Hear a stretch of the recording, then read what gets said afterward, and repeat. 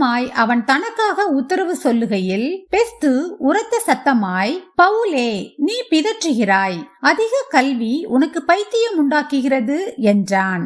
அதற்கு அவன், கனம் பொருந்திய பெஸ்துவே, நான் பைத்தியக்காரன் அல்ல, சத்தியமும் சொஸ்த புத்தியும் உள்ள வார்த்தைகளை பேசுகிறேன். இந்த சங்கதிகளை ராஜா அறிந்திருக்கிறார். ஆகையால் தைரியமாய் அவருக்கு முன்பாக பேசுகிறேன். இவைகளில் ஒன்றும் அவருக்கு மறைவானதல்லவென்று எண்ணுகிறேன். இது ஒரு மூலையிலே நடந்த காரியம் அல்ல. அகிரிப்பா ராஜாவே, தீர்க்கதரிசிகளை விசுவாசிக்கிறீரா? விசுவாசிக்கிறீர் என்று அறிவேன் என்றான்.